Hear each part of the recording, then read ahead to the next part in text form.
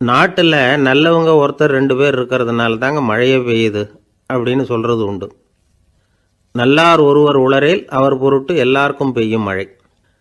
சில சமயம் ரொம்ப பேர் திடீர்னு நல்லவங்களாகிடுவாங்க போல இருக்கு. அதனால தான் விடாமல் பேய் மழையாக கொட்டி தீர்த்துடுது.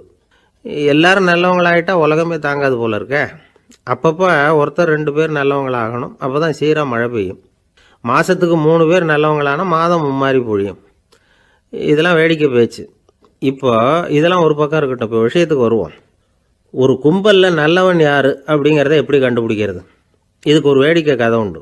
என்னுடைய நண்பர் ஒருத்தருக்கு அவங்க பாட்டியம்மா சொன்ன கதையும் அது. அது என்ன கதைன்னா, ஒரு ஊரில் ஒரு சமயம் பலமான மழை பெய்ய ஆரம்பிச்சுட்டு தான். இடி மின்னல் ரொம்ப கடுமையாக இருந்திருக்குது. ஆரம்பித்த மழை வர வர கடுமையாக ஆகிட்டு இருக்குதே தவிர நிற்கிற பாடாக தெரியல. ஊர் ஜனங்கள்லாம் பார்த்தாங்க. இதுக்கு மேலேயும் வீட்டுக்குள்ளே இருந்தால் ஆபத்துங்கிறத புரிஞ்சுக்கிட்டாங்க. ஏன்னா வீடெல்லாம் இடிஞ்சி விழுந்துருமோங்கிற பயம். உடனே எல்லாரும் புறப்பட்டு ஊருக்கு பொதுவாக இருந்த ஒரு மண்டபத்தில் போய் தங்கிக்கிட்டாங்க.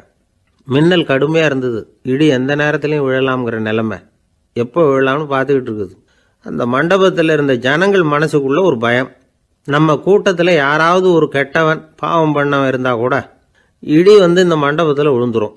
அது எல்லாருக்கும் ஆபத்து அப்படின்னு நினச்சாங்க. சரி, இதுக்கு என்ன பண்ணலாம் அப்படின்னு யோசனை பண்ணாங்க. அந்த கூட்டத்தில் ஒரு பெரியவர் இருந்தார். அவர் ஒரு யோசனை சொன்னார். இதை பாருங்கள், அதுக்கு ஒரு வழி இருக்குது. அதோ எதிர்த்தாப்புல கொஞ்சம் தூரத்தில் ஒரு உயரமாக மரம் ஒன்று இருக்குது பாருங்கள். பொதுவாக இடி சுலபமாக விழறது அது மாதிரி உயரமான மரத்தில் தான். நம்ம கூட்டத்தில் இருக்கிறவங்க எல்லாரும் ஒவ்வொருத்தராக போய் அந்த மரத்தை தொட்டு விட்டு திரும்பி வந்துடணும். நம்மள பாவம் பண்ணவன் யாரோ அவன் அந்த மரத்தை தொடுற சமயத்தில் இடி விழுந்துடும். அவன் மட்டும் போயிடுவான்.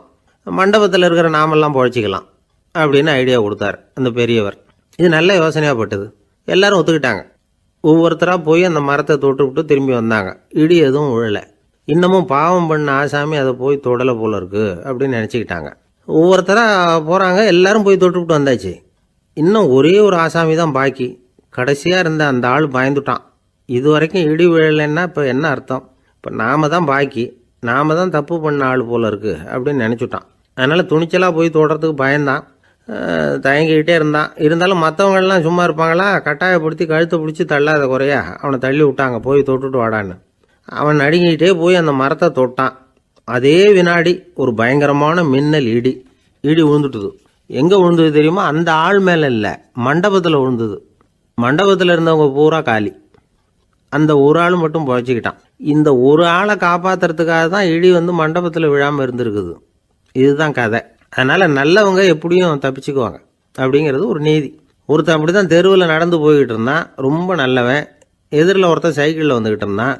அதில் மோதி இவன் கீழே விழுந்துட்டான். சைக்கிள்காரன் உடனே இறங்கி இவனை தூக்கி விட்டான். இவன் எழுந்திரிச்சு அவனை முறைச்சி பார்த்தான். அப்படி பார்க்காதீங்க சார், நீங்கள் ரொம்ப புண்ணியம் பண்ணியிருக்கீங்க, அதுதான் இப்போ சைக்கிளில் மோதிக்கிட்டீங்க அப்படின்றான். என்ன அப்படி சொல்கிறேன் நானா? இவன் 10 நிமிஷத்துக்கு முன்னாடி நான் லாரி ஓட்டிகிட்டு வந்தேன். அப்போ நீங்கள் எதிரில் வந்திருந்தீங்கன்னா என்ன ஆயிருக்கும் அப்படின்னானா அவன். ஒரு பெரிய தத்துவ சிந்தனையாளர் இருந்தார். சுவாங் சு அப்படின்னு பேர். அவருடைய மனைவி ஒரு நாள் திடீர்னு காலமாயிட்டாங்க. ஐயோ பாவம், அவர் ரொம்ப வருத்தப்படுவார். போய் ஆறுதலாக 4 வார்த்தை பேசிவிட்டு வரலாம் அப்படின்னு நினச்சிக்கிட்டு நிறைய பேர் அவரை தேடிட்டு வந்தாங்களாம். வந்தவங்களுக்கு ஆச்சரியம். ஏன்னா இவர் வருத்தப்பட்டுக்கிட்டு இருப்பார் அப்படின்னு தானே எதிர்பார்த்தாங்க. அப்படி இல்லை, தாளம் போட்டுக்கிட்டு உட்காந்துருக்கிறார். தாளத்துக்கு தகுந்த மாதிரி பாட்டு வேற பாடிக்கிட்டு இருக்கிறார். என்ன மனுஷன் அவர், கொஞ்சம் கூட கவலை இல்லாமல் இப்படி இருக்கிறாரு அப்படின்னு நினச்சாங்க. ஒருத்தர் துணிஞ்சு அவர்கிட்ட கேட்டுவிட்டார், என்னங்க இது இப்படி அப்படின்னு. அதுக்கு அவர் என்ன சொன்னார் தெரியுமா? இதை பாருங்க, என்னுடைய மனைவி பிறக்கிறதுக்கு முன்னாடி அவளுக்கு உயிரும் கிடையாது, உடலும் கிடையாது. அதுக்கு பிறகு தான் உயிர் வந்தது, உடல் வந்தது, அந்த உருவம் வந்தது. இப்போ என்ன ஆச்சு? அந்த உருவமும் உயிரும் போயிட்டுது, அவ்வளவுதானே. வந்தது போயிட்டுது. இளவேனில் காலம், இலையுதிர் காலம், பனிக்காலம், இப்படி பருவங்கள் மாறி மாறி வருது இல்லையா? அது மாதிரி பிறப்பும் இறப்பும் மாறி மாறி வருது. இது இயற்கை. இதுக்காக அழுதா அது எப்படி அப்படின்னாராம். ஞான தெளிவு அடைஞ்சவங்களுக்கு எல்லாமே சுகம்தான். திருவள்ளுவரும் அதை தான் சொல்கிறார். உறங்குவது போலும் சாக்காடு, உறங்கி விழிப்பது போலும் பிறப்பு. தூங்கிறதுக்கெல்லாம் நாம் வருத்தப்பட்டுக்கிட்ட இருக்கிறோமா? இன்றைக்கி தூங்க வேண்டியிருக்குதே, இன்னும் கொஞ்சம் நேரத்தில் நான் தூங்க வேண்டியிருக்கு அப்படின்னு சொல்லி யாராவது அழுதுகிட்டு இருப்பாங்களா? அதனால் இந்த உலக வாழ்க்கையினுடைய இயல்பை யதார்த்தத்தை நாம் தெளிவாக புரிஞ்சுக்கணும். அப்படி புரிஞ்சுக்கிட்டால் நாம் கவலை இல்லாமல் வாழ முடியும். ஒரு வயசான தாத்தா பாட்டி 60 வருஷத்துக்கு முன்னாடி அவங்களுக்கு கல்யாணம் ஆச்சு, ஒன்றாவே வாழ்ந்தாங்க, ஒன்றாவே இறந்து போனாங்க. இப்போ அவங்க 2 பேரும் சொர்க்கத்துக்கு போய் சேர்ந்தாங்க. அங்கே எல்லா வசதியும் இருந்தது. ஒரு பெரிய பங்களாவே இவங்களுக்கு ஒதுக்கி கொடுத்தாங்களாம். இதுக்கு எவ்வளவு வாடகைன்னு கேட்டார் தாத்தா. வாடகையெல்லாம் கிடையாது, இலவசம் அப்படின்னார் அங்கே இருந்தவர். அந்த வீட்டுக்கு பின்னாடி ஒரு பெரிய புல்வெளி இருந்தது. இதில் விளையாட ஏதாவது கட்டணம் உண்டான்னு கேட்டிருக்கார் தாத்தா. அதெல்லாம் ஒன்றும் கிடையாது, பணம்லாம் கட்ட வேண்டியதில்லை அப்படின்னார் அவர். பக்கத்தில் ஹோட்டல் மாதிரி ஒரு பெரிய கட்டடம், உள்ள சாப்பாட்டு மேஜைகள், அது மேலே விதவிதமான பலகாரங்கள். சாப்பாட்டுக்கெல்லாம் எவ்வளவு அப்படின்னு விசாரிச்சாராம் தாத்தா. அதுதான் சொன்னேனே, இங்கே எல்லாமே இலவசம்தான், எது வேணும்னாலும் சாப்பிட்லாம், எவ்வளவு வேணும்னாலும் சாப்பிட்லாம் அப்படின்னாரா. நீங்கள் சொல்கிறீங்க அப்படி, ஆனால் நான் சர்க்கரை சேர்த்துக்கக்கூடாது, உப்பு சேர்த்துக்கக்கூடாது, பாட்டி கையால் எப்பவும் பத்திய சாப்பாடு தான் அப்படின்னாராம் தாத்தா. இதை பாருங்கள், இங்கே உங்களுக்கு அந்த கவலையும் வேண்டியதில்லை. இங்கே நீங்கள் ஸ்வீட்டு சாப்பிட்லாம், காரம் சாப்பிட்லாம், உங்களுக்கு எந்த நோயும் வராது அப்படின்னாராம் அங்கே சொர்க்கத்தில் இருந்தவர். இதை கேட்ட உடனே அந்த தாத்தா பக்கத்தில் நின்ன பாட்டியை பார்த்து கத்தினாராம். அடி பாவி, எல்லாத்தையும் கெடுத்துட்டியே, நீ எனக்கு பத்திய சாப்பாடு போடாமல் கண்டதை திங்க விட்டுருந்தா 10 வருஷத்துக்கு முன்னாடியே நான் இங்கே சேர்ந்துருப்பேனே அப்படின்னாராம். ஒரு காட்டில் ஒரு முனிவர் இருந்தார். ஒரு நாள் அவரை தேடிட்டு 4 பேர் வந்தாங்க. சுவாமி, எங்களுக்கு ரொம்ப நாளாக ஒரு சந்தேகம்னாங்க. என்னன்னு கேட்டார். இந்த உலகத்தில் எவ்வளவோ காரியங்கள் நடக்குது, எது நியாயம் எது அநியாயம் அப்படின்னு புரிஞ்சிக்க முடியலன்னாங்க. அது யாராலையும் புரிஞ்சிக்க முடியாதுன்னார் முனிவர். வந்தவங்களுக்கு ஆச்சரியமாக போச்சு, ஒரு மாதிரியாக பார்த்தாங்க. இதை முனிவர் கவனிச்சார். சரி புறப்படுங்க என்னோடன்னார். எங்கன்னு கேட்டாங்க. இப்போ உங்கள் 4 பேரையும் ஒரு புஷ்பக விமானத்தில் அழைச்சிட்டு போகிறேன். இந்த உலகத்தில் சர்வசாதாரணமாக நடக்கக்கூடிய ஒரு காட்சியை உங்களுக்கு காட்ட போகிறேன். நீங்கள் பார்க்க போகிற அந்த காட்சி நியாயமா அநியாயமா அப்படிங்கிறத என்கிட்ட சொல்லணும். நீங்கள் சரியான பதில் சொன்னால் புஷ்பக விமானத்தில் தொடர்ந்து பிரயாணம் பண்ணலாம். தவறான பதில் சொன்னால் இந்த புஷ்பக விமானம் உங்களை கீழே தள்ளி விட்டுரும் அப்படின்னார். 4 பேருக்கும் பயந்தான். இருந்தாலும் முனிவர் கூப்பிடுறாரு அப்படின்னு சொல்லி புறப்பட்டாங்க. அவங்க எல்லாரும் புறப்பட்டு ஒரு காட்டு வழியாக போய்கிட்டு இருக்கிறாங்க புஷ்பக விமானத்தில். அங்கே நடக்கிற ஒரு காட்சியை காட்டுறார் முனிவர். அதோ அங்கே பாருங்கன்னார். அந்த விமானத்தில் இருந்தபடியே எல்லாரும் கீழே குனிஞ்சு பார்க்குறாங்க. அங்கே ஒரு தாய் புலி அப்போ தான் குட்டி போட்டிருக்கு. குட்டிகளை ஈன்ற உடனே பசிக்கு இறை தேடி அந்த பக்கமாக வருது. அதே நேரம் ஒரு தாய் மான், அதுவும் அப்போ தான் குட்டி போட்டிருக்கு. அதுவும் இதே மாதிரி குட்டிகளை ஈன்ற உடனே பசிக்கு இறை தேடி அந்த பக்கமாக வருது. இப்போ அந்த புலி அந்த மானை அடித்து போட்டுடுது. அதுவும் சாப்பிடுது, குட்டிகளுக்கும் கொடுக்குது. இப்போ அந்த புலிக்குட்டிகள் முகத்தில் மகிழ்ச்சி, தாயை இழந்த அந்த மான் குட்டிகள் முகத்தில் துக்கம். இப்போ அந்த முனிவர் 4 பேர்கிட்டையும் கேட்குறார், நீங்கள் இங்கே பார்த்தீங்களே, இதில் எது நியாயம் எது அநியாயம்? ஒவ்வொருத்தராக சொல்லுங்கள். உங்கள் பதில் சரியில்லைன்னா இந்த விமானம் உங்களை கீழே தள்ளி விட்டுரும், சொல்லுங்கள் பார்க்கலாம்னார். முதல்ல ஒருத்தன் சொன்னான், அந்த புலி செஞ்சது சரிதாங்க, அது பசிக்கு அதுதான் ஆகாரம், தன்னுடைய பசிக்கு தானே இறை தேடிக்கிட்டுது, அதில் என்ன தப்பு, அவ்வளவுதான், அதனால் புலி செஞ்சது நியாயம்தான் அப்படின்னா. அவ்வளவுதான், அந்த விமானம் அவனை அப்படியே கீழே தள்ளி விட்டுட்டுது. அதனால் அவன் கொடுத்த பதில் சரியில்லை அப்படிங்கிறது புரிஞ்சு போச்சு. இப்போ 2வது ஆள் சொன்னான், புலி செஞ்சது பாவம், அந்த தாய்மான் என்ன தப்பு பண்ணிச்சு, இப்போ அந்த குட்டிகளுக்கு யார் ஆதரவு, அதனால் புலி செஞ்சது அநியாயம் அப்படின்னா. அவ்வளவுதான், அவனையும் கீழே தள்ளி விட்டுட்டுது அந்த விமானம். இந்த பதிலும் சரியில்லை அப்படின்னு ஆயிட்டுது. இப்போ 3வது ஆள் வந்தான். முதல்ல 2 பேர் கீழே விழுந்ததை பார்த்துக்கிட்டு இருந்தான். அதனால் அவன் சொன்னான், ரெண்டுமே நியாயந்தாங்க, புலி இறை தேடினதும் இயற்கை, அதுக்கு மான் இறையானதும் இயற்கை, அதனால் இதில் ஒன்றும் தப்பு இல்லைன்னா.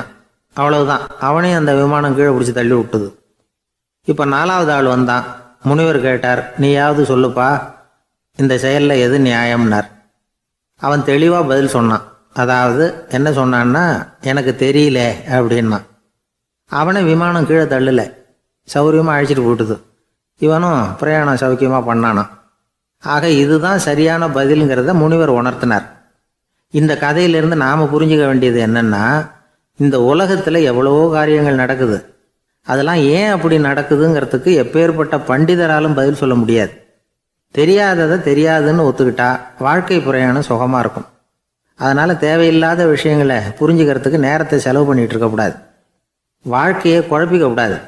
வாழ்க்கைக்கு தேவையானது என்னவோ அதை மட்டும் புரிஞ்சுக்கிட்டா போதும். இந்த காலத்து ஆள் ஒருத்தன் ஒரு பெரியவரை தேடி வந்தான். ஐயா, ஒரு சந்தேகம்னா. என்ன உன்னுடைய சந்தேகம்னார். பகுத்தறிவுன்னா என்ன, விதின்னா என்ன அப்படின்னு கேட்டான். இதுக்கு அவர், இப்போ உன்னுடைய வலது காலை தூக்குன்னார். தூக்கினான். சரி, இப்போ உன்னுடைய வலது காலை கீழே இறக்காம உன்னுடைய இடது காலையும் தூக்குன்னார். தூக்கினான். பொத்துன்னு கீழே விழுந்துட்டான். பெரியவர் சொன்னார், உன்னால் ஒரு காலை தூக்க முடிஞ்சுது, அதுதான் பகுத்தறிவு. 2 கால்களையும் ஒரே சமயத்தில் தூக்குனா அடிபடும், அப்படிங்கிறது தான் விதி அப்படின்னு விளக்கம் கொடுத்தார். இவன் தன்னுடைய விதியை நொந்துக்கிட்டே இடுப்பை பிடிச்சிக்கிட்டு அங்கேருந்து நடந்து போயிட்டான். ஒரு ஊரில் ஒரு பெரியவர் இருந்தார். ஒரு நாள் அவரை தேடி ஒருத்தர் வந்தார். ஐயா, நான் கடவுளை பரிபூர்ணமாக நம்புகிறேன் அப்படின்னார்.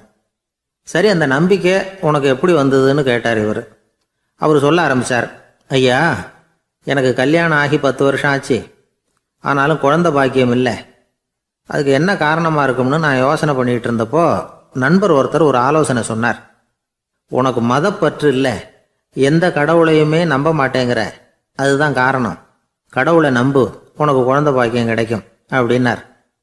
அவர் அப்படி சொன்னாரே தவிர எனக்கு சந்தேகம்தான். இருந்தாலும் அவர் சொன்னபடியும் நடந்து தான் பார்ப்போமே அப்படின்னு முடிவு பண்ணேன். கடவுளை நம்ப ஆரம்பித்தேன். அந்த வருஷமே அழகான ஆண் குழந்தை பிறந்தது. எல்லாம் இறைவன் அருள் அப்படின்னார். இவர் இப்படி சொன்னதை கேட்டதும் அந்த பெரியவர் சொன்னார், நீ சொல்கிறதெல்லாம் சரிதான். இருந்தாலும் இந்த காலத்தில் எந்த ஒரு காரியமாக இருந்தாலும் அதை சோதனை செஞ்சு பார்த்துட்டு தான் ஒரு முடிவுக்கு வந்து சேர முடியும். அறிவுபூர்வமான முடிவு அதுவாக தான் இருக்கும். அறிவியல் சோதனைகள் அப்படித்தான். ஒரு குறிப்பிட்ட விஷயத்தை பற்றி எத்தனை தடவை சோதனை பண்ணாலும் ஒரே முடிவு தான் கிடைக்கணும். அதுதான் சரியாக இருக்கும். அதனால் இப்போ மறுபடியும் ஒரு சோதனைன்னார். என்ன செய்யணும் அப்படின்னு கேட்டார் இவர். கடவுள்கிட்ட ஒரு பெண் குழந்தை வேணும்னு கேளு. முதல்ல ஆண் குழந்தையை கொடுத்தது மாதிரியே இப்போ ஒரு பெண் குழந்தையையும் கொடுக்குறாரா பார்க்கலாம் அப்படின்னார். சரின்னு சொல்லி இவர் அதே மாதிரி முயற்சி பண்ணினார். அதுக்கப்புறம் அவர் இந்த பெரியவர்கிட்ட வரவே இல்லை. கொஞ்ச காலம் கழித்து இவரே அவரை தேடிக்கிட்டு போய் கதவை தட்டினார். அவர் கதவை திறந்தார். என்ன ஆச்சு, கடவுள் கண் திறந்தாரா அப்படின்னு கேட்டார். அவர், அந்த சமாச்சாரம்லாம் நமக்கு வேணாம் சார். முதல் தடவை அது ஏதோ தற்செயலாக ஏற்பட்ட ஒரு சாதகம். இப்போ நீங்கள் 2வது தடவை சொன்ன பிறகு தினமும் கடவுளை வேண்டிக்கிட்டு தான் இருக்கிறேன், ஒன்றும் நடக்கலை அப்படின்னார் ரொம்ப விரக்தியாக. ஒரே ஒரு தோல்வியில் உங்கள் நம்பிக்கையெல்லாம் பறந்து போயிடுது பார்த்தீங்களா அப்படின்னார் அந்த பெரியவர். எல்லாம் நல்ல விதமாக நடக்கிற வரைக்கும் நம்பிக்கை, எதிர்பார்த்தது தோல்வியில் முடிஞ்சுட்டுதுன்னா அவநம்பிக்கை. மற்றவர்கள் பேரில் வைக்கிற நம்பிக்கை எந்த நேரத்திலையும் விவகாரமாகி விடக்கூடிய சாத்தியம் உண்டு. நாம் நம்பிக்கை வைக்க வேண்டியது நம்மகிட்ட தான். நமக்குள்ளே இருக்கிறார் கடவுள். எனவே நம்ம பேரில் நாம் வைக்கிற நம்பிக்கை தான் உண்மையான கடவுள் பக்தி. நிபந்தனையற்ற நம்பிக்கையாக அது இருக்கணும். எல்லாம் நல்லபடியாக நடந்துக்கிட்டு இருந்தால் எந்த முட்டாளுக்கும் நம்பிக்கை வரத்தான் செய்யும் அப்படிங்கிறது ஒரு பெரியவர் கருத்து. தியானத்தின் மூலமாக தான் உனக்குள்ள ஆழமாக தோண்டுனா உன்னுடைய அடி ஆழத்தில் நம்பிக்கை வந்து அப்படி ஊற்றெடுக்கும், அதை பார்க்க முடியும் அப்படிங்கிறது பெரியவர்கள் சிந்தனை. ஒரு குழந்தை அப்பாவை பார்த்து என்னப்பா பண்ணுறேன்னு கேட்டுதான். பிரார்த்தனை பண்ணிகிட்டு இருக்கிறேன்னாரான் அப்பா. பிரார்த்தனை பண்ணுனா என்ன கிடைக்கும் அப்படின்னு கேட்டுதான் குழந்தை. எல்லாம் கிடைக்கும் அப்படின்னாரான் அப்பா. நீ வச்சிருக்கிறிய பேனா அது கூட கிடைக்குமான்னு கேட்டுதான் குழந்தை. ஓ, கிடைக்குமேன்னு இருக்கார். அப்படின்னா அந்த பேனாவை என்கிட்ட கொடுத்துரு, நீ பிரார்த்தனை பண்ணி வேற பேனா வாங்கிக்கோ அப்படின்னு தான் அந்த குழந்தை. ஒரு வயசான பாட்டியும் தாத்தாவும் ஒரு பூங்காவில் உட்காந்து பேசிக்கிட்டு இருக்கிறாங்க. அவங்களுக்கு கல்யாணம் ஆகி 53 வருஷம் ஆச்சு. பிள்ளைங்கள்லாம் படித்து பெரிய பெரிய வேலையில் இருக்கிறாங்க. பேரன் பேத்திகளும் நல்ல நிலைமையில் இருக்கிறாங்க. இந்த தாத்தாவும் பாட்டியும் சிரித்து பேசிக்கிட்டு இருந்ததை ஒரு பெரியவர் பார்த்தார். அவருக்கு ஆச்சரியமாக இருந்தது. இந்த வயசுலேயும் இவ்வளவு அந்யோன்யமாக இவங்க பேசிக்கிட்டு இருக்கிறாங்களே அப்படின்னு நினச்சார். சரி, நேரிலேயே கேட்டுருவோமே அப்படின்னு நினச்சிக்கிட்டு கிட்ட போனார். உங்கள் மன வாழ்க்கையின் வெற்றிக்கான ரகசியம் என்ன அப்படின்னு கேட்டார். இதை கேட்டதும் அந்த தாத்தா சிரிச்சுக்கிட்டே பாட்டியை பார்த்தாராம். அதுக்கப்புறம் சொன்னாராம், நான் இந்த அம்மாவை கல்யாணம் பண்ணிக்கிட்டதுக்கும் எங்களுடைய இல்வாழ்க்கை இவ்வளவு நாளாக பலம் குறையாமல் மகிழ்ச்சியாக இருக்கிறதுக்கும் காரணம் ஒன்று தான். அது என்ன காரணம்னா, எங்களுக்கு இடையில பொதுவாக நிறைய குறைகள் உண்டு, அதுதான் காரணம் அப்படின்னாராம். அவர் சொல்றது சரிதான் அப்படிங்கிறது மாதிரியே அந்த பாட்டியும் அவரை நிமிர்ந்து பார்த்தாங்களாம். இந்த பெரியவர் மறுபடியும் அந்த பாட்டியை பார்த்து அதே கேள்வியை கேட்டிருக்கார். உங்களுடைய நீண்டகால மன வாழ்க்கைக்கு கிடைச்ச வெற்றி எதனாலேன்னு சொல்ல முடியுமா அப்படின்னு கேட்டாராம். அவங்களும் சிரிச்சுக்கிட்டே பதில் சொன்னாங்களாம். என்ன பதில் தெரியுமா? சில பேரை நாம குறிப்பிட்ட பண்புகளுக்காக நேசிக்கிறோம், வேற சிலரை நாம் அந்த பண்புகள் இல்லாத குறைகளுக்காகவே விரும்பி பழகிறோம் இல்லையா அப்படின்னு கேட்டுவிட்டு தலையை குனிஞ்சுக்கிட்டாங்களாம் அந்த பாட்டியம்மா. அவங்க அப்படி சொன்னதை கேட்டதும் இவருக்கு புதுசா ஞானம் பிறந்தது மாதிரி இருந்துதான். இதுதான் மனம் நிறைந்த மன வாழ்க்கை அப்படிங்கிறார் சுவாமி சின்மயானந்தர். பண்புகளை எப்படி நேசிக்க முடியுதோ அதே மாதிரி பண்புகள் இல்லாத குறைகளையும் நேசிக்க முடியும். மனசுதான் காரணம். ஒரு மேல்நாட்டு தம்பதி, அவங்களும் தாத்தா பாட்டி தான். அவங்க 2 பேரும் ஒரு பூங்காவில் உட்காந்து சிரிச்சு பேசிக்கிட்டு இருக்கிறாங்க. அதை ஒருத்தர் பார்த்தார். அவருக்கு ஆச்சரியம், இவ்வளவு காலம் ஆகி இந்த வயசுலையும் இப்படி அன்பா பேசிக்கிட்டு இருக்கிறாங்களே அப்படிங்கிற ஆச்சரியம். கிட்ட நெருங்கி போனாரு. கேட்டார், ஏன் தாத்தா உங்களுக்கு கல்யாணம் ஆகி எவ்வளவு வருஷம் ஆச்சுன்னார். 55 வருஷம் ஆச்சுன்னாராம் அவரு. இன்னமும் இவ்வளவு சந்தோஷமா இருக்கிறீங்களே, அதுக்கு என்ன காரணம்னு கேட்டிருக்கார். அதுக்கு என்ன காரணம்னா, இதுவரைக்கும் எங்களுக்குள்ள சண்டையே வந்ததில்லை அப்படின்னாராம்.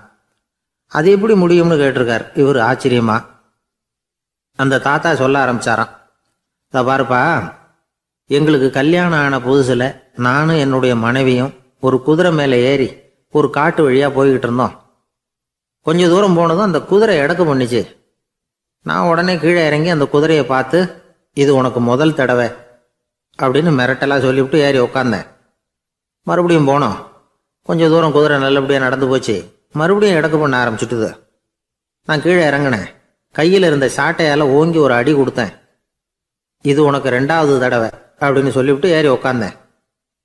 மறுபடியும் குதிரை கொஞ்சம் தூரம் நல்ல விதமாக நடந்து போச்சு. அப்புறமும் எடக்கு பண்ண ஆரம்பிச்சுட்டுது. அந்த சமயத்தில் ஒரு ஆற்று பாலத்தை கடந்து போய்கிட்டு இருக்கிறோம். நான் கீழே இறங்கினேன். என்னுடைய மனைவியையும் கீழே இறங்க சொன்னேன். அந்த குதிரையை பிடிச்சி அப்படியே ஆற்றுல தள்ளி விட்டுட்டேன்.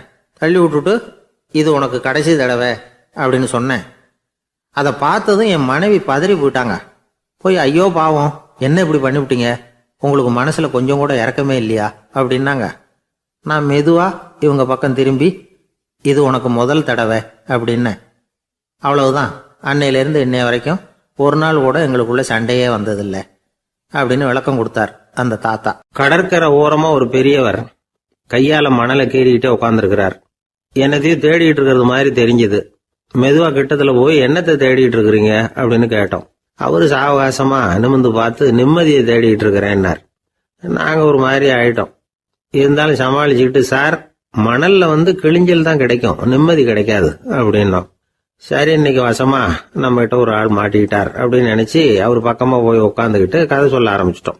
ஒரு பெரிய மன்னர் இருந்தார். அவருக்கு எல்லா வசதியும் இருந்தது. இருந்தாலும் ஒரே ஒரு குறை. அது என்னன்னா, நிம்மதி இல்லைங்கிற குறை.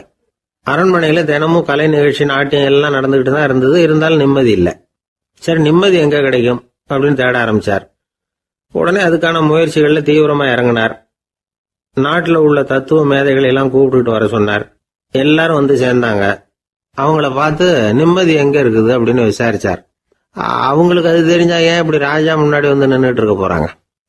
ராஜாவோட கேள்விக்கு ஒவ்வொருத்தரும் ஒவ்வொரு மாதிரி விளக்கம் கொடுக்க ஆரம்பிச்சிட்டாங்க. எந்த பதிலும் ராஜாவுக்கு திருப்தி அளிக்கக்கூடிய அளவுக்கு இல்லை.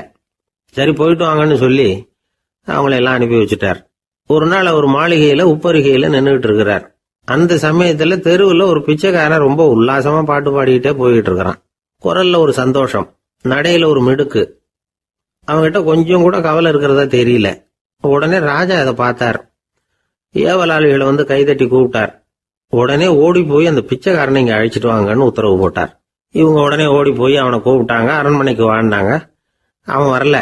அரண்மனைக்குள்ள அடி எடுத்து வைக்க மாட்டேன்னு சொல்லிவிட்டான். ராஜா கிட்ட விஷயத்த சொன்னாங்க. அவருக்கு ரொம்ப ஆச்சரியம், இப்படி ஒரு ஆள் இருக்கிறானா அப்படின்னு. சரி, அவன் என்னதான் சொல்றான் அப்படின்னு விசாரிச்சார். இவங்க மறுபடியும் தெருவுக்கு போய் கேட்டாங்க. என்ன பார்க்கணும்னா, ராஜா விருப்பப்பட்டாருன்னா அவரை வேணும்னா இங்க வர சொல்லுங்க அப்படின்னு சொல்லிவிட்டான். அதை ராஜா கிட்ட சொன்னாங்க. அவருக்கு கோபம் வரல. இவ்வளவு சுதந்திர உணர்வோடு இருக்கிறவன் சாதாரண ஆளா இருக்க முடியாது அப்படின்னு நினைச்சார். உடனே கிடுகிடுன்னு இறங்கி தெருவுக்கு வந்தார். பிச்சைக்காரங்கிட்ட போனார். நீ கவலைப்படாம சந்தோஷமா பாடிட்டு போறியே, அது எப்படி முடியுது உன்னால அப்படின்னு கேட்டார். ஏன் அப்படி கேக்குறீங்கன்னு அவன், அதுக்கு இல்ல, எனக்கு அரண்மனையில எவ்வளவோ சுகபோகங்கள்லாம் இருக்கு, இருந்தாலும் நிம்மதி இல்ல, இது ஏன்னு எனக்கு தெரியல. இந்த தேசத்துல உள்ள அறிஞர்களை எல்லாம் கூப்பிட்டு கேட்டு பார்த்துட்டேன், அவங்களுக்கும் தெரியல. உன்னை கேட்டா தெரியும்னு நினைச்சேன், அதனாலதான் சந்திக்கிறதுக்கு ஆசைப்பட்டேன், ஆனா நீ வரமாட்டேன்னு விட்டியே அப்படின்னார். பிச்சைக்காரன் கடகடன்னு சிரிக்க ஆரம்பிச்சுட்டான். மகிழ்ச்சிக்கும் உங்களுக்கும் தடையா இருக்கிறது இந்த மாளிகை தான். இதை விட்டுட்டு வெளியில வந்துட்டா நிம்மதி தேடிட்டு வந்துரும்னா. நான் அரசன், எனக்குன்னு கடமைகள் இருக்கு, அதையெல்லாம் விட்டுட்டு எப்படி வர முடியும்னார் ராஜா. ரெண்டும் ஒரே நேரத்துல கிடைக்கணுங்கிறது முடியாத காரியம். உங்க சுகபோகத்துக்கு விலையாதான் உங்க நிம்மதியை கொடுத்துக்கிட்டு இருக்கிறீங்க. என்ன பாருங்க, என்கிட்ட எதுவும் இல்ல, அதனால எதுவும் போயிடுமோங்கிற பயமும் இல்ல, நிம்மதியா இருக்கிறேன் அப்படின்னா அவன். ராஜா உடனே சந்தோஷப்பட்டு தன்னுடைய மேலங்கியை எடுத்து அவனுக்கு பரிசா கொடுத்தாரான். அவன் சிரிச்சுக்கிட்டே அதை வாங்க மாட்டேன்னு விட்டானான். இதை நீங்க எனக்கு கொடுக்கறதுனால எந்த பயனும் இல்ல, அதே நேரத்துல அதை வாங்கிட்டேன்னா அடுத்த வினாடியிலிருந்து அதை எப்படி காப்பாத்துறதுங்கிற கவலை எனக்கு வந்து சேர்ந்துரும், அப்புறம் தூக்கம் வராது, நிம்மதி போயிடும் அப்படின்னு சொல்லிவிட்டு அவன் பாட்டுக்கு சந்தோஷமா பாடிட்டே போயிட்டான். நிம்மதி எங்க இருக்குங்கிறதையும் ராஜா தெரிஞ்சுக்கிட்டார். அந்த இடத்துக்கு தன்னால போக முடியாதுங்கிறதையும் அவர் புரிஞ்சுக்கிட்டார்.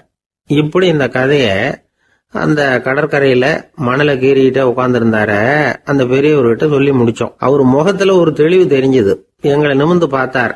ரொம்ப நன்றிங்க, இப்ப எனக்கு தெரிஞ்சு போச்சு, நிம்மதி வேணும்னா அதுக்கு என்ன பண்ணணும்னு இப்ப நல்லா புரிஞ்சுக்கிட்டேன் அப்படின்னார். என்ன புரிஞ்சுக்கிட்டீங்கன்னு கேட்டோம். இனிமே இந்த பக்கம் வந்தா உங்க கண்ணுல படாத இடமா பார்த்து உட்காரணும்னு புரிஞ்சுக்கிட்டேன் அப்படின்னார்.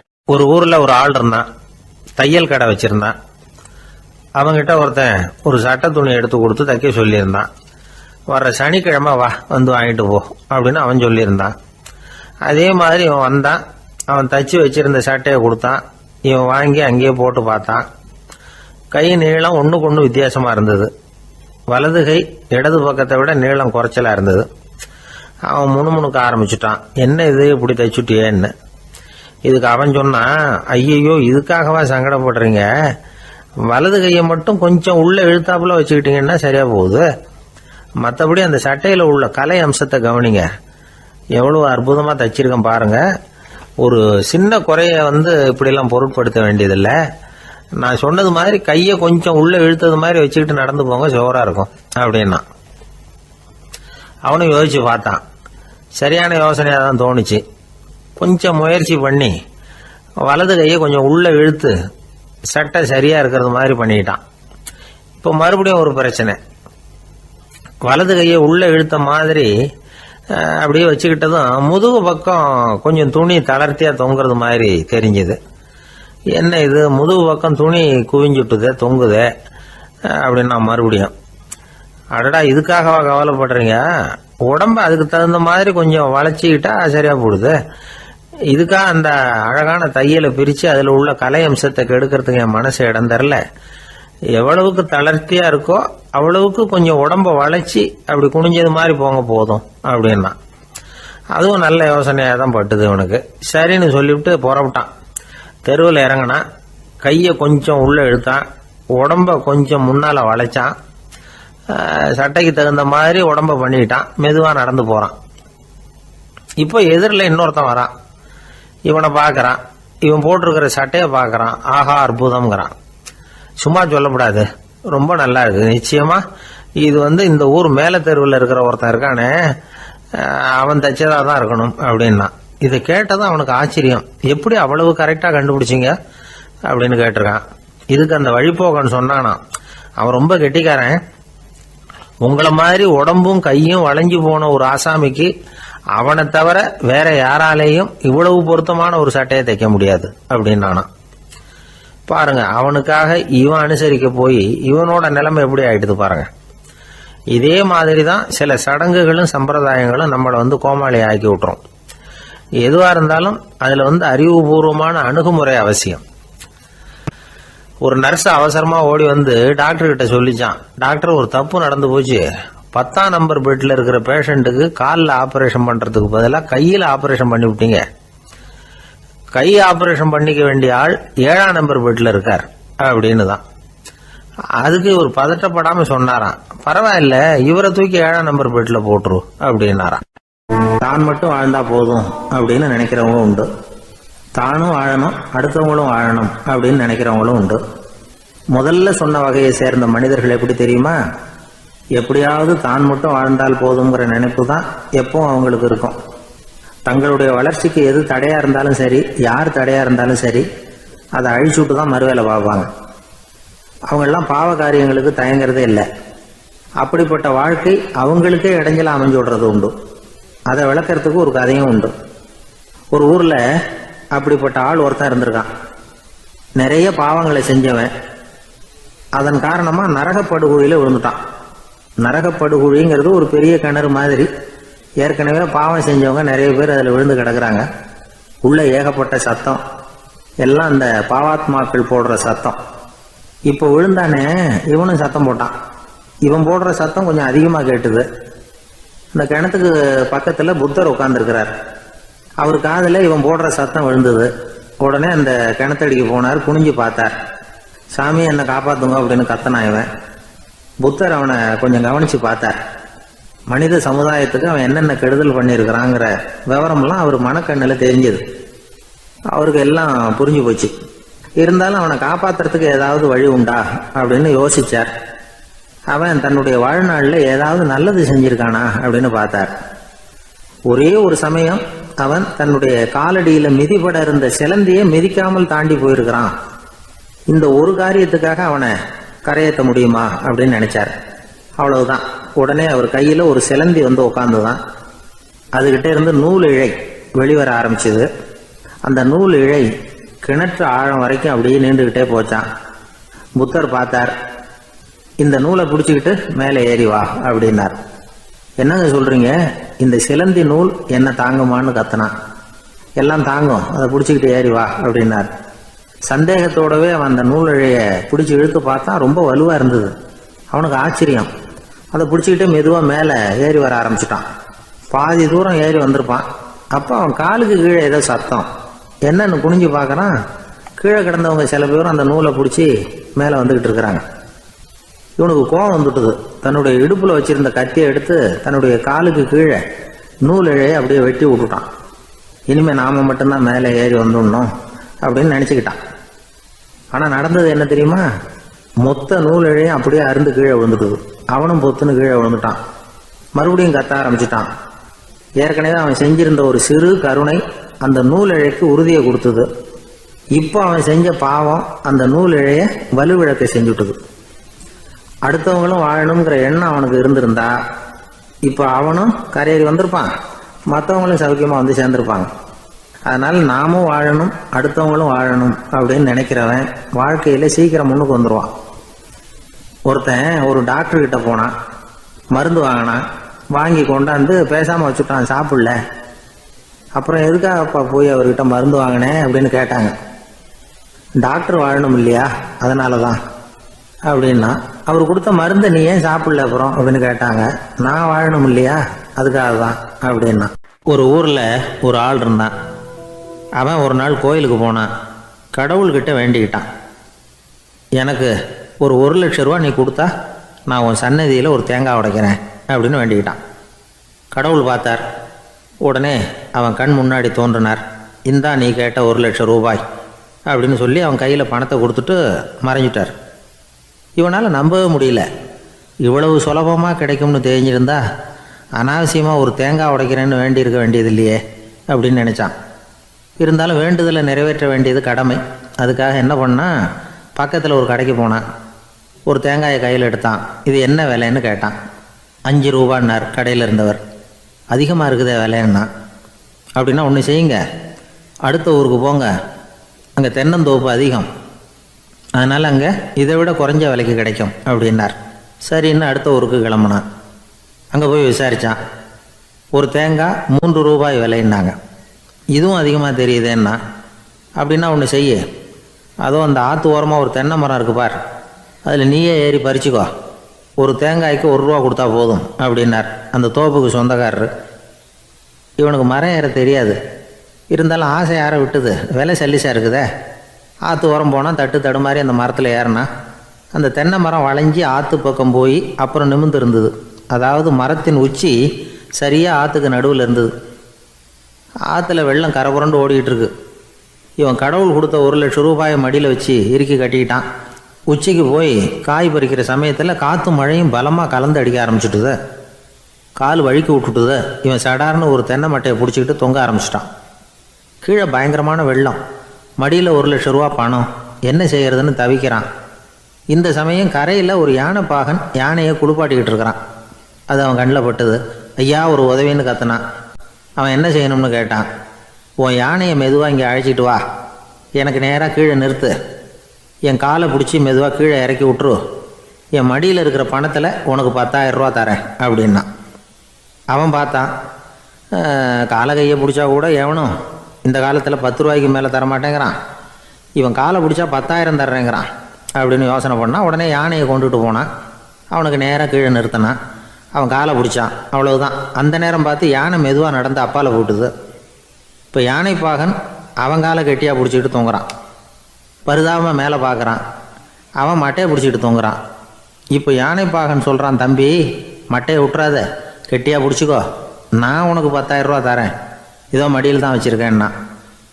மேலே தொங்குறவனுக்கு இந்த நிலைமையிலேயும் ஒரு சந்தோஷம், மேற்கொண்டு ஒரு 10,000 ரூபா நமக்கு கிடைக்கும் போல இருக்கே அப்படின்னு. இந்த சமயத்தில் ஒருத்தன் ஒட்டகத்தை ஓட்டிகிட்டு வந்தான் அந்த பக்கமாக குளிப்பாட்டுறதுக்கு. யானைப்பாகன் பார்த்துட்டான். ஐயா ஒட்டகக்காரரே, அதை இங்கே கொண்டுட்டு வா, எங்கள் காலை பிடிச்சி பத்திரமா இறக்கி விடு, நாங்கள் பணம் கொடுக்குறோம்னா. அவனும் பணத்துக்கு ஆசைப்பட்டு வந்தான். அவன் காலை பிடிக்கிற சமயம் ஒட்டகமும் நழுவி போட்டுது. இப்போ 3 பேருமே வரிசையாக தொங்குறாங்க. ஒட்டகக்காரன் கத்துறான், தம்பி மட்டையை விட்டுறாத, கெட்டியாக பிடிச்சிக்கோ, நான் என் மடியில் இருக்கிற 5,000 உனக்கு தந்துடுறேன்னா.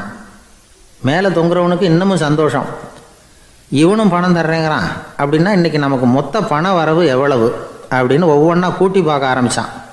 மனக்கணக்கு சரியாக வரல. அதனால் அப்படியே விரலை விட்டு எண்ண ஆரம்பித்தான். அவ்வளவுதான். மட்டையை விட்டுட்டு கை நழுவி வந்துட்டுது. 3 பேரும் பொத்துன்னு ஆற்றுல விழுந்தாங்க. படாத பாடுபட்டு தட்டு தடுமாறி கரைக்கு வந்து சேர்ந்தாங்க. 3 பேர் மடியில் இருந்த பணமும் ஆற்றோட போட்டுது. பேராசை பெருநஷ்டம் அப்படின்னு ஒரு பழமொழி இருக்குல்ல, அதை விளக்கறதுக்காக சொல்லப்பட்ட கதை இது. இந்த காலத்தில் ஒருத்தர் ஒரு நீச்சல் குளத்தில் நீச்சல் அடிச்சுக்கிட்டு இருக்கிறார். காவலுக்கு இருந்தவர் அதை கவனிச்சுட்டார். கரையிலேருந்து சத்தம் போட்டாராம், இதோ பாருங்க, இங்கே ராத்திரி 8 மணிக்கு மேலே நீச்சல் அடிக்கிறது சட்டப்படி குற்றம், அதுக்கு அனுமதி கிடையாது, தெரியாதா உங்களுக்கு அப்படின்னாராம்.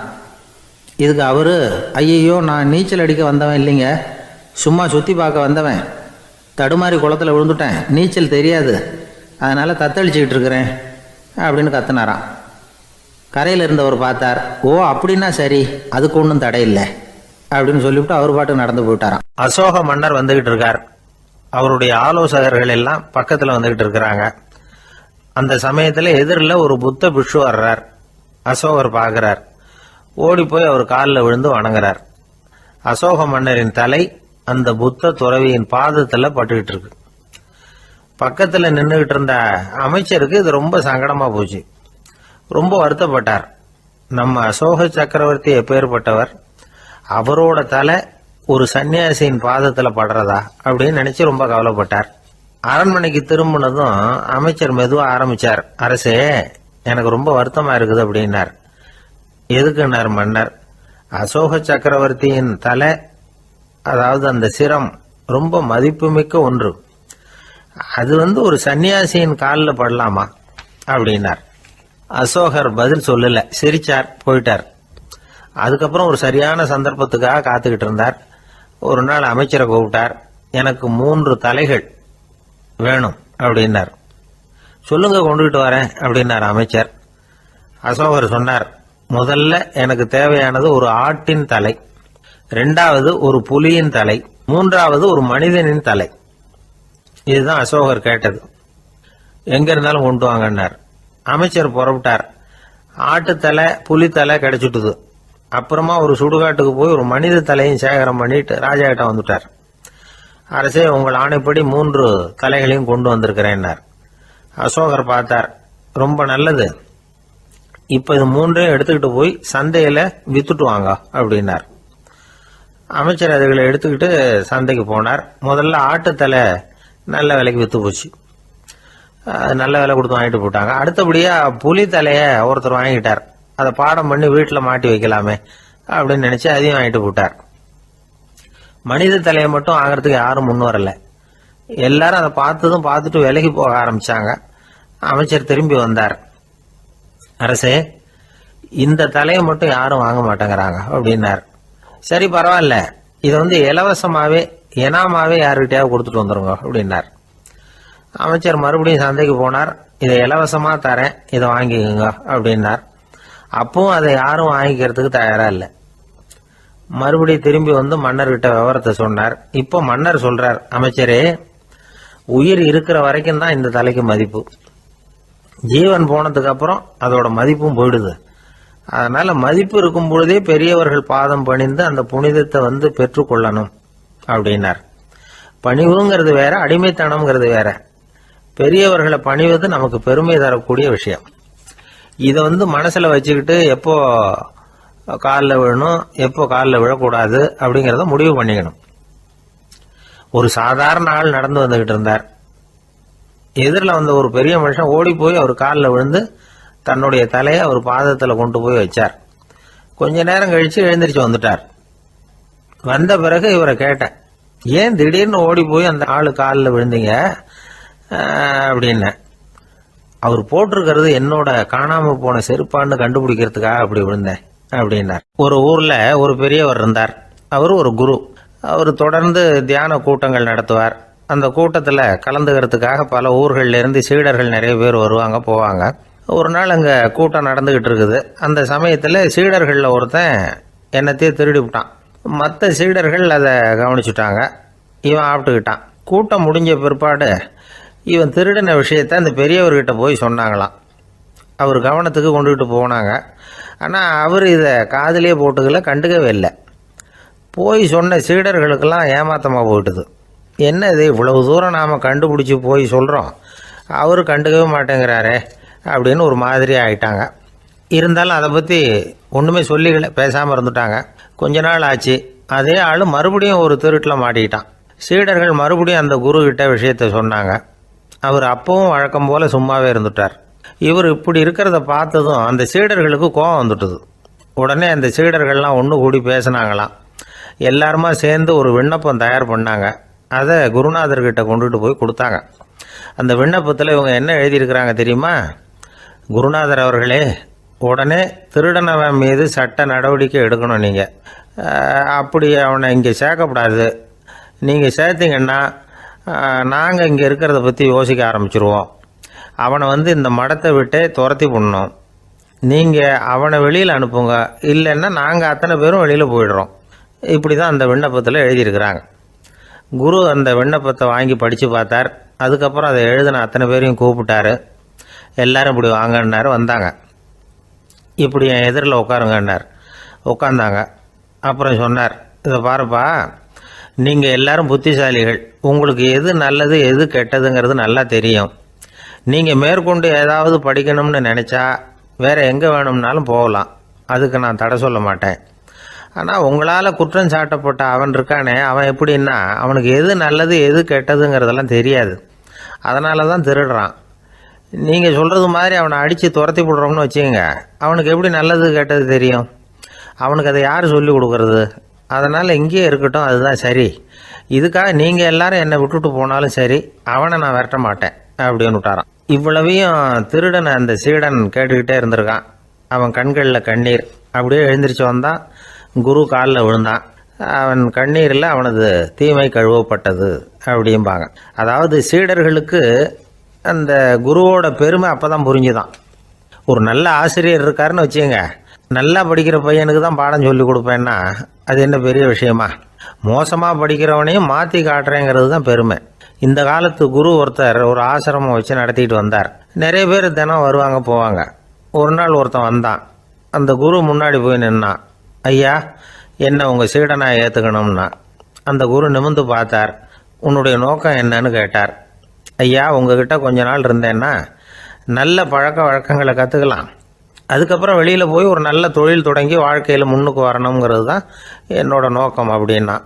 நீ சொல்கிறது சரி, ஆனால் உன்னால் இங்கே நல்ல பழக்க வழக்கங்களை கற்றுக்க முடியலேன்னு வச்சுக்கோ, அப்போ என்ன பண்ணுவேன் அப்படின்னு கேட்டார் அவர். அப்படி ஆச்சுன்னா என்ன, உங்களை மாதிரியே ஒரு ஆசிரமம் ஆரம்பித்து அதுக்கு குருவாக இருந்துட்டு போகிறேன் அப்படின்னு நானும். ஒருத்தன் வேகமாக ஓடி வந்தான். ஏப்பா அப்படி தலை தெறிக்க ஓடி வர்றேன்னு கேட்டேன். பின்னாடி துரத்திக்கிட்டு வருது சார் அப்படின்னா. ஏதாவது நாய் துரத்திக்கிட்டு வருது போல இருக்கு அப்படின்னு நினச்சி அவனுக்கு பின்னாடி பார்க்குறேன். கண்ணுக்கு எட்டின தூரம் வரைக்கும் எதுவுமே தெரியல. ஏன்பா எதுவும் ஒன்றை துரத்துறது மாதிரி தெரியலையே என்ன, நல்லா பாருங்கள் சார் அப்படின்னா. பார்த்துட்டு தான் சொல்கிறேன் என்ன. இதோ பாருங்கள் சார், இதுதான் என்னை துரத்துது அப்படின்னு அவன் காட்டுறான். அவன் சுட்டி காட்டின இடத்துல பார்த்தா அங்கே அவனுடைய நிழல் தான் தெரியுது.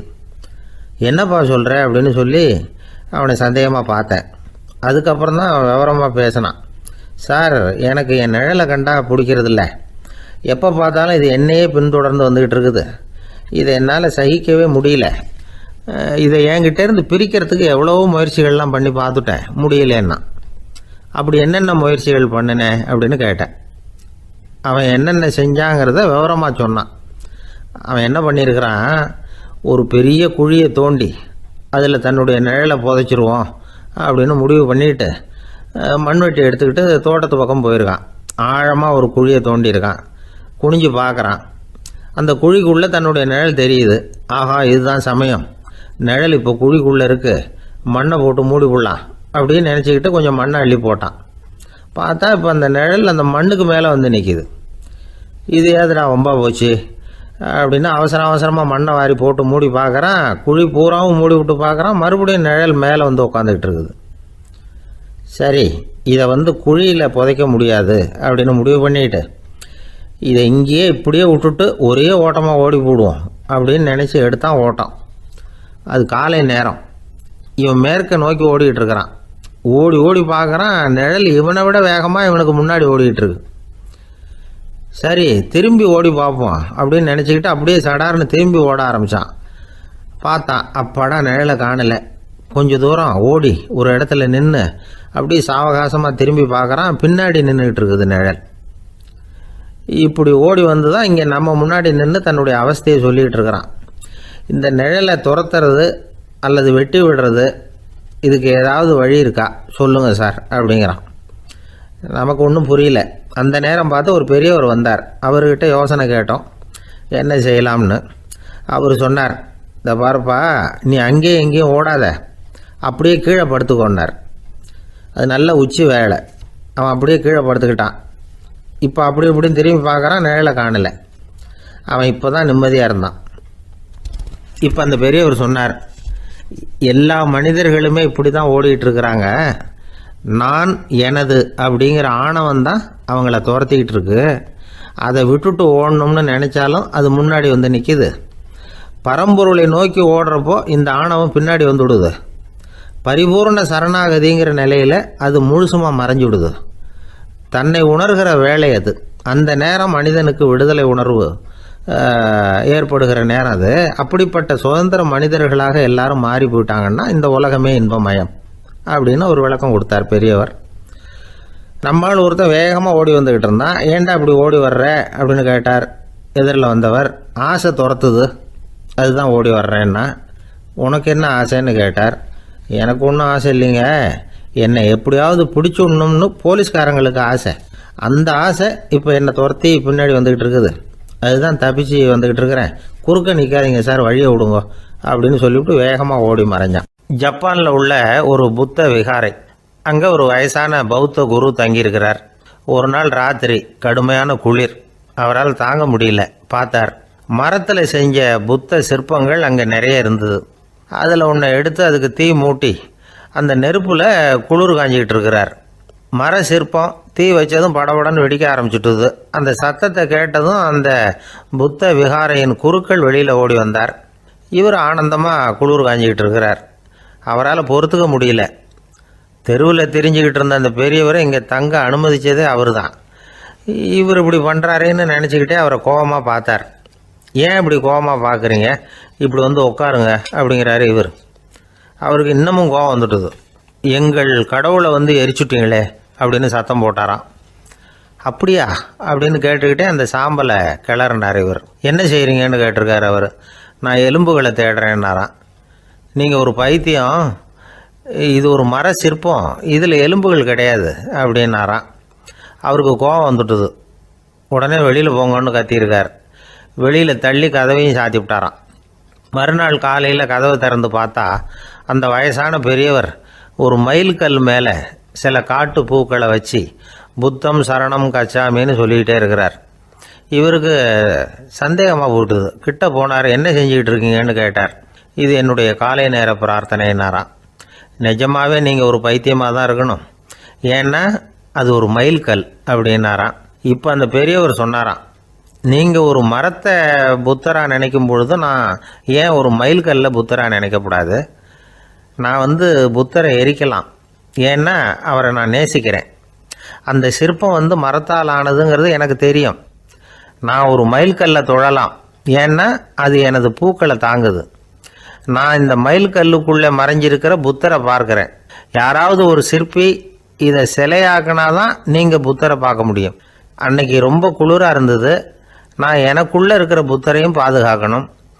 உள்ளே இருக்கிற புத்தரை காப்பாற்றுறதுக்காக வெளியில் உள்ள புத்தரை எரிக்கலாம், அதில் ஒன்றும் தப்பு இல்லை. அது அவருடைய போதனையிலேயே இருக்குது. உனக்குள் ஜோதியாக இரு அப்படிங்கிறது அவருடைய போதனை. என்னுடைய புத்தர் குளிரில் நடுங்கிட்டு இருந்தார். அந்த மர சிற்பங்கள் வெயில் மழையில் உணர்ச்சி இல்லாமல் இருந்தது, அதனால் அப்படி பண்ணினேன். ஆனால் நீங்கள் என்ன பண்ணீங்க? நான் ஒரு மர புத்தரை எரிச்சதுக்காக உயிருள்ள புத்தரை வெளியில் தள்ளி கதவை சாத்தினீங்க அப்படின்னாராம் அந்த பெரியவர். உண்மையான பக்திங்கிறது இதுதான். அதாவது உனக்குள் ஜோதியாக இரு அப்படின்னு புத்தர் சொன்னார் இல்லையா, அது மாதிரி தனக்குள் ஜோதியாக இருக்கிற இந்த காலத்து ஆசாமிகள் நிறைய பேர் உண்டு. எப்பவும் போதையிலேயே இருக்கிறவங்க. ஒரு நாள் நடு ராத்திரி ஒரு மது கடையில் ஒரு ஆள் அங்குள்ள சிப்பந்திகள் கிட்ட கேட்டுக்கிட்டு இருக்கிறான். மறுபடியும் இந்த கடை எப்போ திறப்பாங்கன்னு கேட்டானா. நாளைக்கு காலையில் 8 மணிக்கு திறப்பாங்க அப்படின்னு நானும் அங்கே இருந்த ஆள். அவன் திருப்பி திருப்பி அதையே கேட்டுக்கிட்டு இருக்கான். இவனுக்கு பதில் சொல்லி சொல்லி அழுத்து போச்சு. அதான் சொல்கிறேன் ஐயா, நாளைக்கு காலையில் வா அப்படின்னாங்களாம். அதுக்கு இவன், நான் வர்றதுக்காக கேட்கலையா, நேத்திக்கு வந்தவன் உள்ளேயே மாட்டிக்கிட்டேன், வெளியில் போகிறதுக்காக கேட்டேன் அப்படின்னானான். ஒரு ஏரி ஓரமாக 2 பசங்க நடந்து போயிட்டு இருக்கிறாங்க. அதில் ஒருத்தன் பணக்கார வீட்டு பையன், இன்னொருத்தன் ஏழை. இவங்க 2 பேரும் போயிட்டு இருக்கிறாங்க. வழியில் ஒரு இடத்துல ஒரு ஜோடி செருப்பு இவங்க கண்ணில் படுது.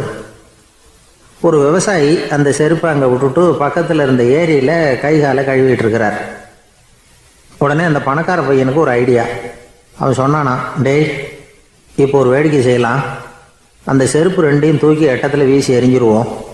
அந்த ஆள் பார்த்துட்டு செருப்பை தேடி அல்லாடுவான், அங்கேயும் இங்கேயும் ஓடுவான், திருன்னு முழிப்பான். அதை பார்த்து நாம் ரசிக்கலாம், நல்ல தமாஷா இருக்கும் அப்படின்ட்டுருக்கான். இப்படி சொல்லிவிட்டு அந்த செருப்புகளை தூக்கிறதுக்கு போனானா. கொஞ்சம் பொறு அப்படின்னானா அந்த ஏழை பையன். ஏன்னு கேட்டிருக்கான் அவன். இப்போ அந்த ஏழை பையன் சொன்னானா, நீ சொல்கிறது ஒன்றும் வேடிக்கை கிடையாது.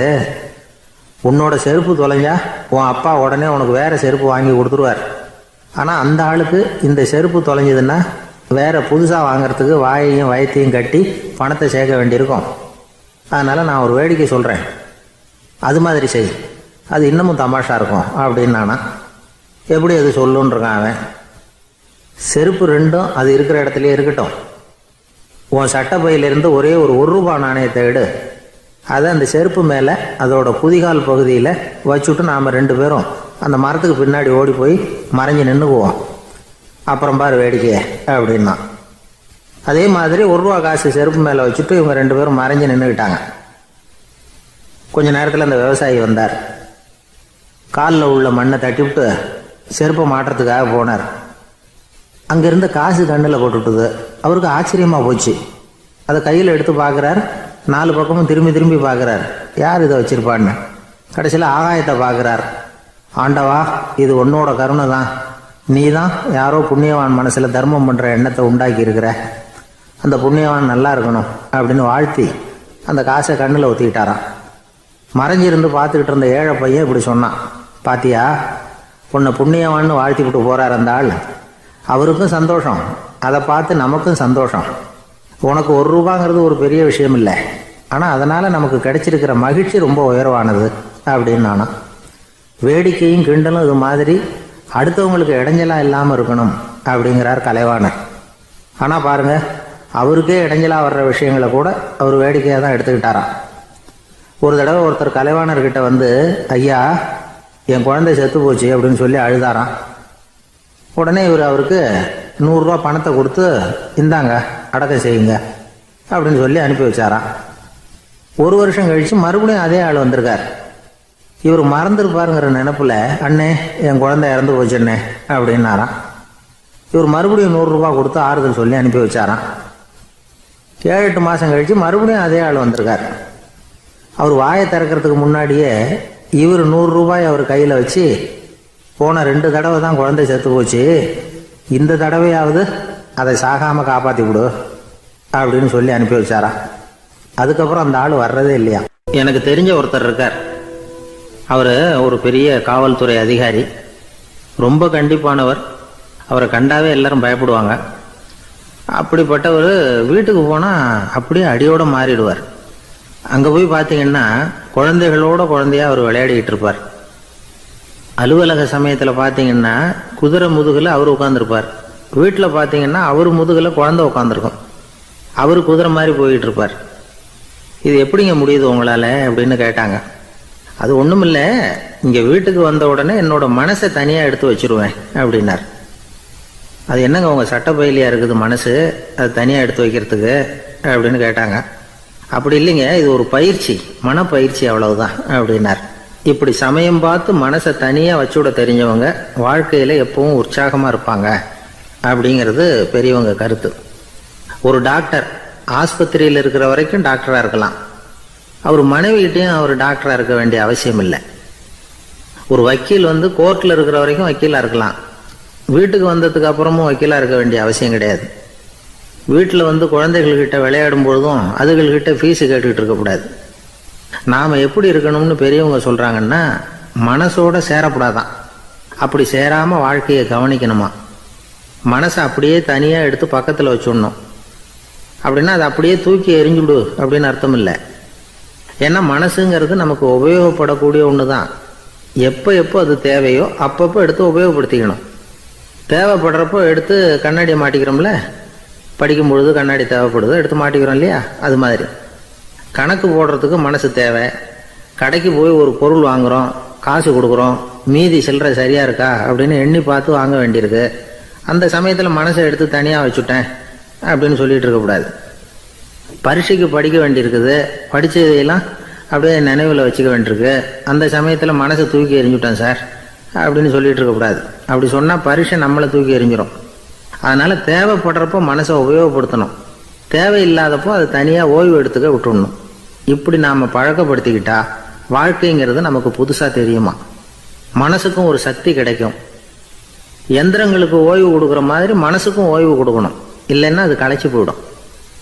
குழந்தைகள் மனசை சுமந்துக்கிட்டு இருக்கிறது இல்லை. இது முதியவர்கள் குழந்தை